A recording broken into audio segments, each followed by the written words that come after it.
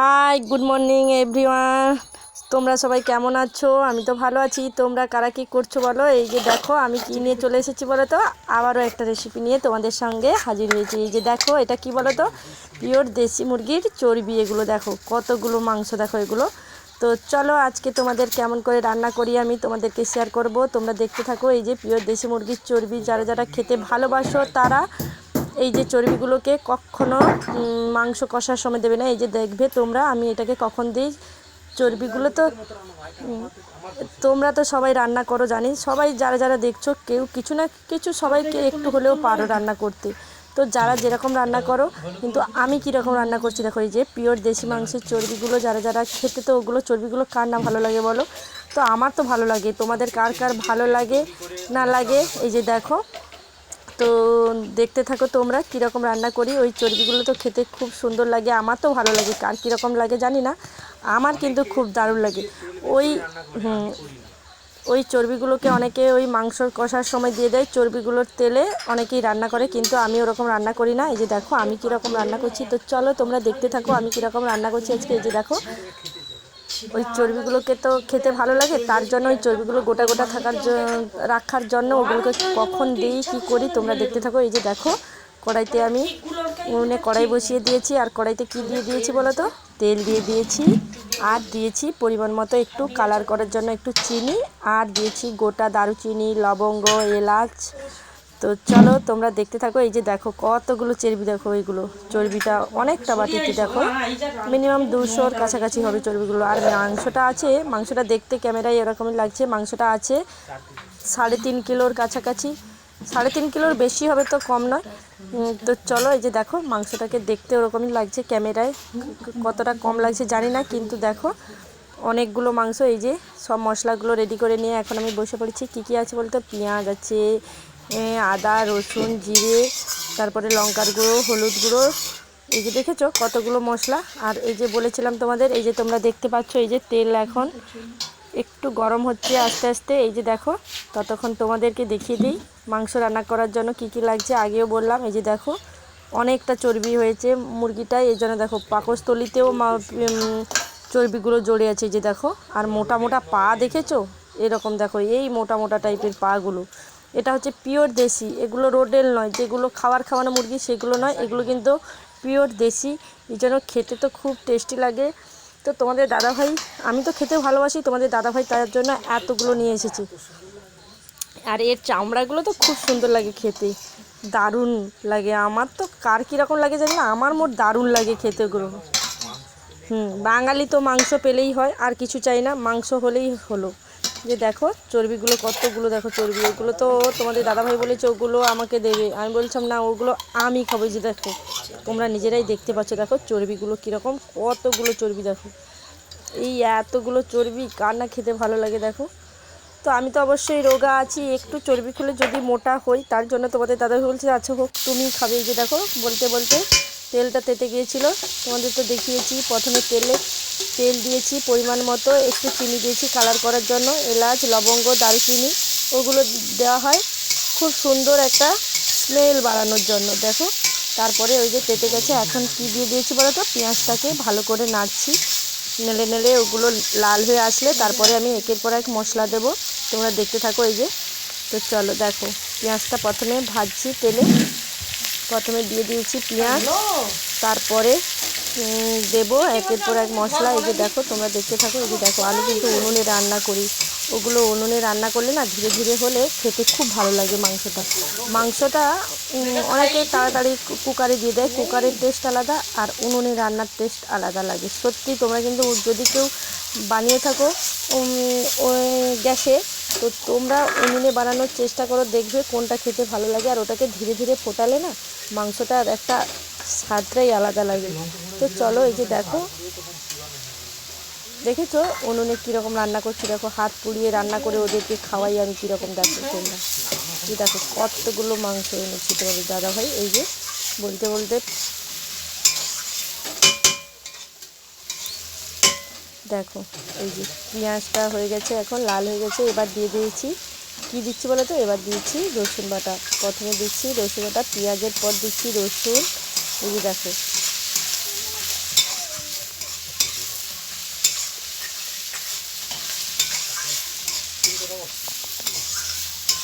দেখো রসুনটা একটু কিছুটা লাল হয়ে আসলে তারপরে দেবো দেখো পেঁয়াজ বাটা।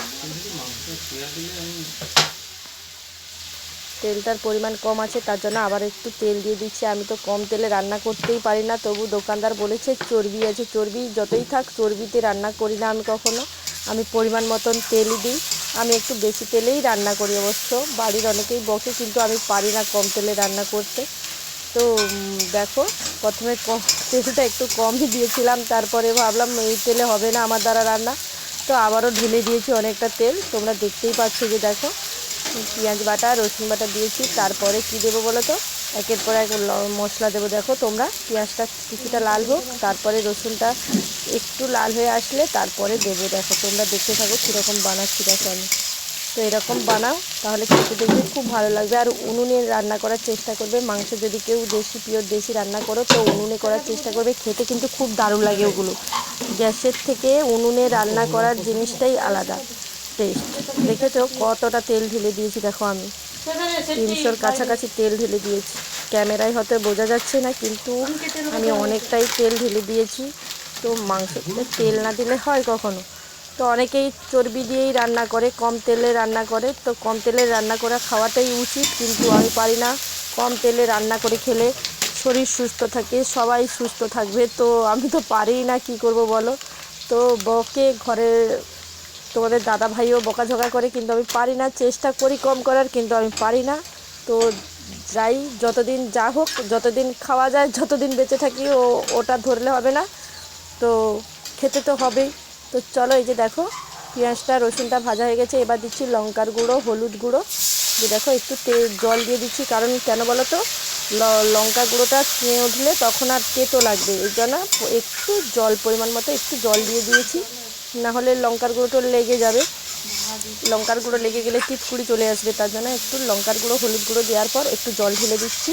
তো দেখো এই যে নাড়ছি, আমি নাড়তে নাড়তেই একটা স্মাইল বেরিয়ে আসছে। এই যে দেখো, আমার তো নাকে লেগেই আসছে।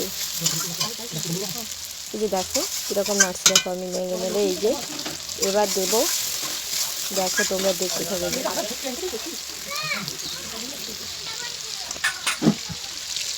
এই যে দেখো নেড়ে নেড়ে এবার কী দিয়ে দিচ্ছি বলো তো, এবার মাংসগুলোকে ঢেলে দিয়েছি। এবার কিছুক্ষণ মাংসগুলোকে কষবো, দেশি মাংস তো বেশিক্ষণ কষলে আরও শক্ত হয়ে যায়, কিন্তু ওটাকে না কষলেও ভালো লাগে না, তার জন্য ওটাকে কিছুক্ষণ কষবো। আমি মাংসটাকে কষে নেব। এই যে দেখো কতগুলো মাংস নিয়ে এসেছে তোমাদের দাদাভাই, আজ কবজি ডুবিয়ে খাবো অনেক দিন।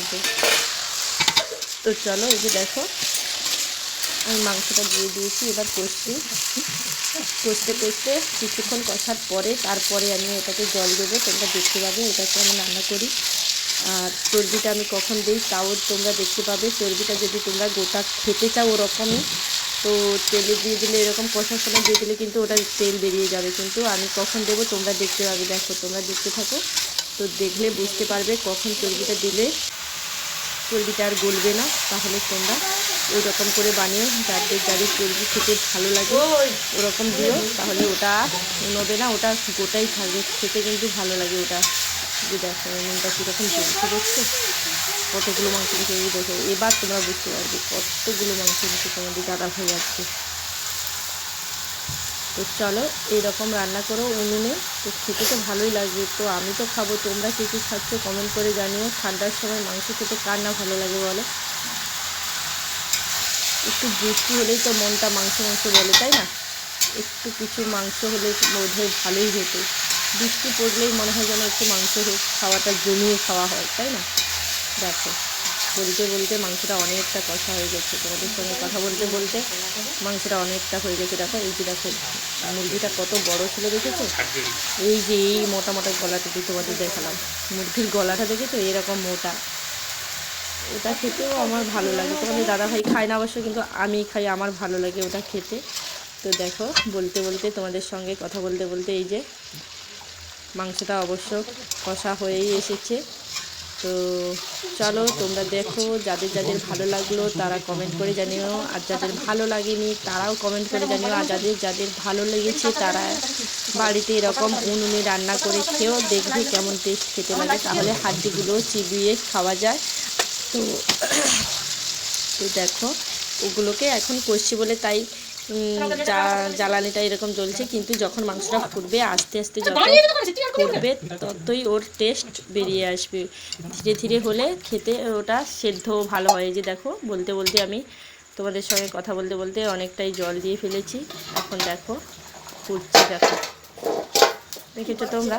আর এবার মাংসটা ফুটে গেছে, তার জন্য এবার চর্বিটা আমি দিচ্ছি। দেখো চর্বিটা কখন দিচ্ছি বলো তো, যখন পুরো মাংসটা ফুটে যাবে তখন চর্বিটাকে দিও। ওগুলো তখন আর গলবে না, কিছুটা গলবে হলেও অনেকটা গোটা থাকে ওগুলো। দেখো এই যে চর্বিগুলোকে আমি কখন দিয়েছি দেখেছো, জল দেওয়ার কিছুক্ষণ পর ফুট আসার পরে, তারপরে কিন্তু আমি চর্বিগুলোকে জলের মধ্যে দিয়েছি। দেখো এই যে বলতে বলতে দেখো তোমরা দেখতে পাচ্ছ কতগুলো এক কড়াই পুরো রান্না হয়েছে, পুরো ভর্তি টিপটা।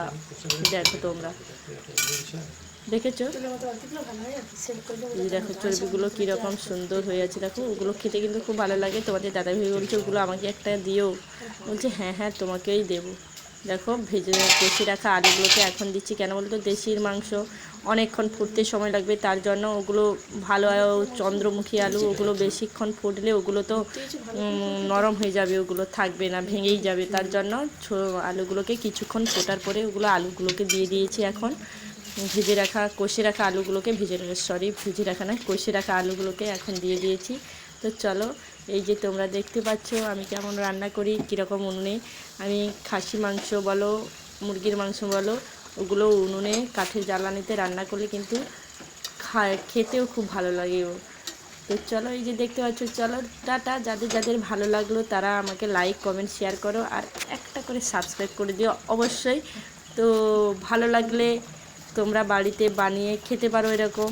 দেখো এই যে বলতে বলতে দেখো তোমাদের কাছে এই যে অনেকটা জল দিয়েছি, তার জন্য এখন জ্বালানিটা বেশি দিয়েছি। জলটা কিছুটা মরে গেলে ওগুলোকে ঢাকা দিয়ে যত রান্না করবে তো তত ওগুলো সেদ্ধ হবে, সেদ্ধ হলে খেতে ভালো লাগবে, তাই না?